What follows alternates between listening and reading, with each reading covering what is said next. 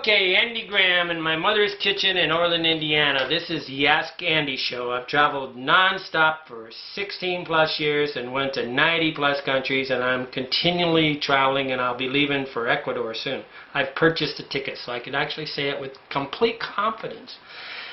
Okay, Kim K wants to know, is American culture being exported? Sadly, I would say no.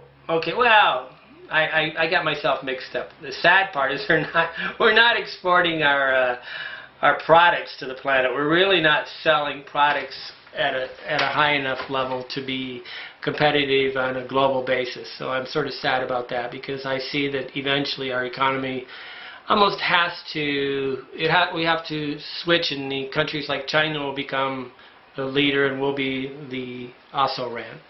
And then that will mean that people will say buy Chinese and not buy American. But the culture is Americanisms like yeah, or rap music, or there's different things that is taken from our culture, and they basically copy. Are we exporting it? Well, the travelers that go abroad are definitely teaching people how to have dreads and how to have tattoos and how to eat like Americans. But it's not really being exported in any logical way, and it's really what it really is doing is being imported.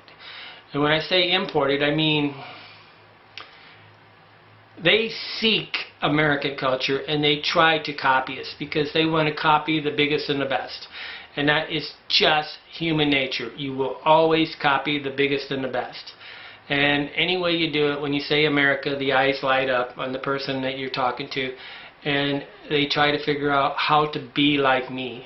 And it's kind of sad, because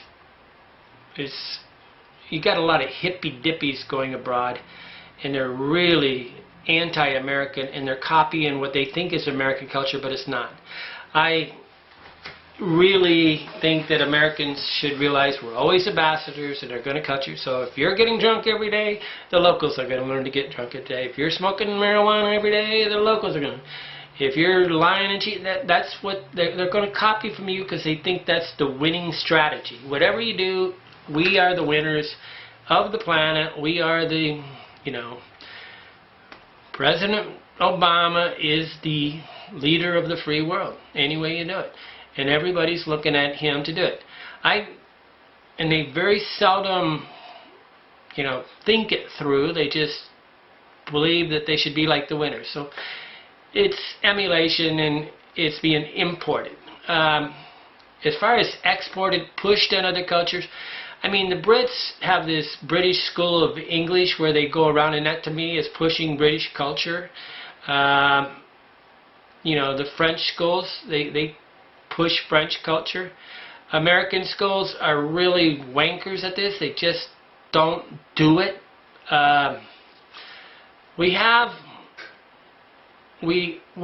What makes our culture get pushed or copied is really the amount of films that are being made in the United States. I think there's I don't know, something like 900 films being made every year, maybe more, between 900 and 2,000 films being made every single year. And everybody on the planet can watch these things, and they're dubbed in every language on the planet, whatever, and they copy this. Now, the bad part is they sometimes copy the wrong thing. Okay, and I know that for sure that over in Africa they're copying a lot of the rap music and this stuff, and they think that all the blacks in America are actually, gang members. They're not, right? They don't really know the true thing, because they think that whatever they're doing is they're popular, rich, and they're famous. They must be normal.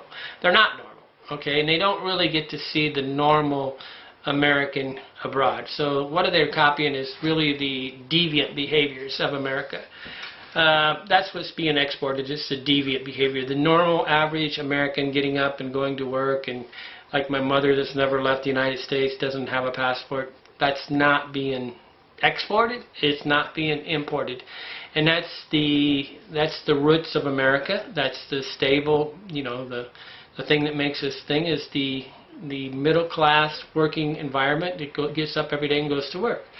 They don't copy that. That's one reason why I don't try to be, I mean, I really am a little sad when I see too many tattoos or too many dreads or their pants falling off or something like that, because the local culture thinks this is the height of fashion, and you could have very, very rich people walking around like, they would get to richer than America, and they could come to America and find out that they don't fit in because they've adopted a youth culture. I just told Bruno in Uganda, you don't say, hey, Aunt Andy. I mean, it's like saying, hey, Andy. It's, to me, that's something you do to a kid. Or, I'm always telling people, you don't call me Mr. You call me Mr. Graham. You call me Sir. Or you call me Mr. Graham. You don't call it, hey, Mr. That's like tacky. It's bad manners. But they learned it, in school, and it just goes on and on and on and on.